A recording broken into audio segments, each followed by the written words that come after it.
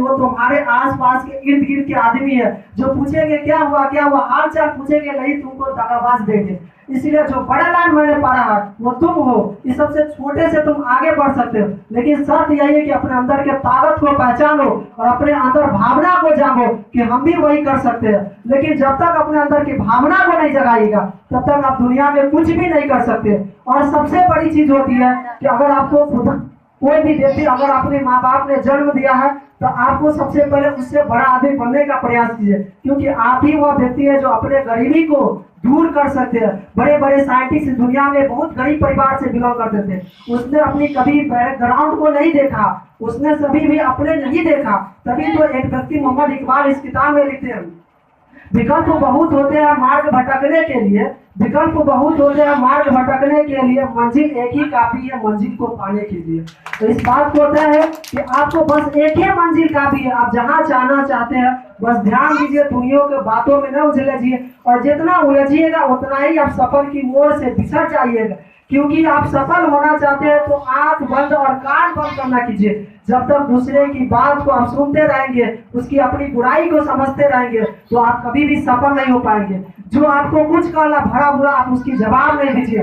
जब आप कुछ अच्छा परसेंट ला जाइए तो उसके अंदर खुद ही वो आपके परसेंटेज कहेगा कि देखो मैं इससे यह कर चुका हूँ। इसलिए आपके अंदर वो ताकत होनी चाहिए और वो कुव्वत होनी चाहिए। तभी तो बड़े बड़े शहर में इस सब बातों को कहा है कि हालांकि जो जिंदगी मिलती है उसे अच्छा से जीना चाहिए। अपनी जिंदगी को भले ही नूर तमाशा में नहीं गुजार लेना चाहिए, अगर जिंदगी मिली है तो उसको अच्छा से जीने का प्रयास भी करना चाहिए, ताकि।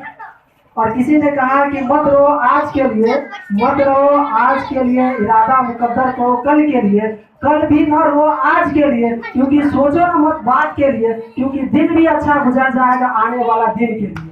और याद रखिए, आप अगर अच्छा दिन चाहते हैं तो आपको शुरू से ही मेहनत और लगन के साथ मेहनत करना होगा, तब आप कहीं जाकर एक सफल इंसान और अच्छा इंसान बन सकते हैं। और मैं आप लोगों को बस यही कहूँगा कि आप एक अच्छे इंसान बनने की कोशिश कीजिए, ताकि आप भी उस गहराई पे पहुँच सकते हैं। मैं क्या हूँ, मैं तो एक साधारण आदमी हूँ, आप भी मुझसे अच्छा कर सकते हैं। क्योंकि ये दुनिया नहीं जानता, आप जानते हैं कि किसान जब पौधा लगाता है तो यह नहीं जानता है कि यह बाढ़ में चला जाएगा। अगर मालूम होगा कि हिंदी साल बाढ़ आएगा तो वो कभी फसल नहीं लगाएगा, वो जानता है कि ये फसल मुझे बहुत बड़ा सुख देगा, इसीलिए वो सोच समझ कर के काम होता है कि फसल को लगाता है। लेकिन क्या पता है कि इसको बाढ़ को घेर लेगा। लेकिन आपको वही करना है, आपको आगे और पीछे की चिंता नहीं लेना, बस अपनी मंजिल की ओर ध्यान देना है, ताकि आपको अच्छा और एक अच्छा इंसान बनने की।